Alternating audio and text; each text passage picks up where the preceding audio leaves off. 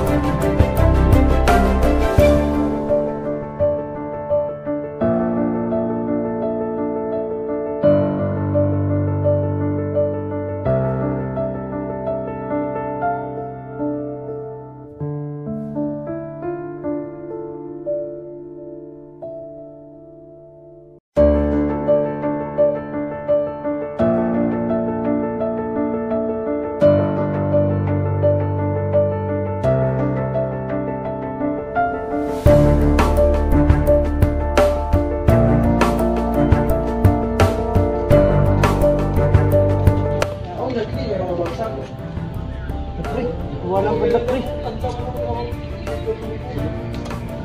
Kami guys, tentang tayo ni Klima.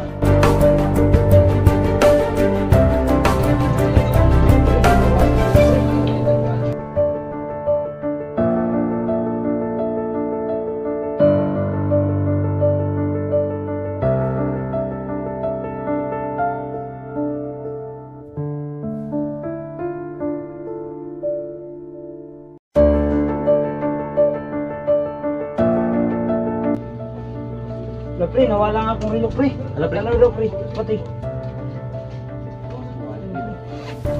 Pre, mag-report din ng police. Tara, report na to. Kawatan kita. Sir, yan ako yung tamo sir. Ang tamo sir.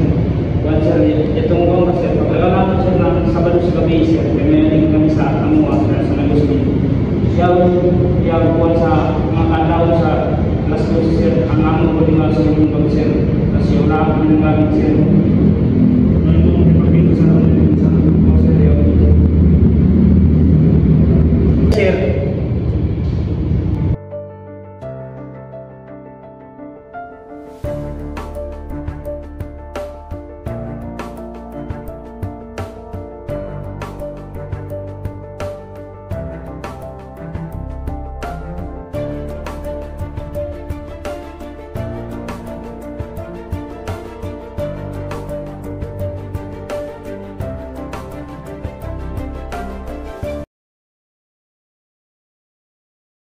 Ayo, ini tahu nggak di?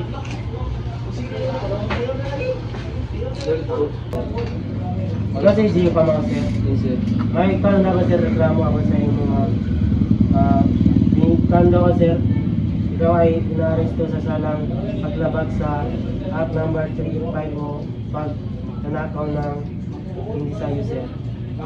Baka nagambalik po kayo sir? May kuhan po kami sir, may ebidensya po kami sir. Hindi po ako yan sir. Hindi ka mo ibansaw sir? Hindi po sir. Ayaw po sir. Sir, mangayo na kami ng imo pan sir site para sa counter investigation. Ayaw po sir, hindi po ako yan sir.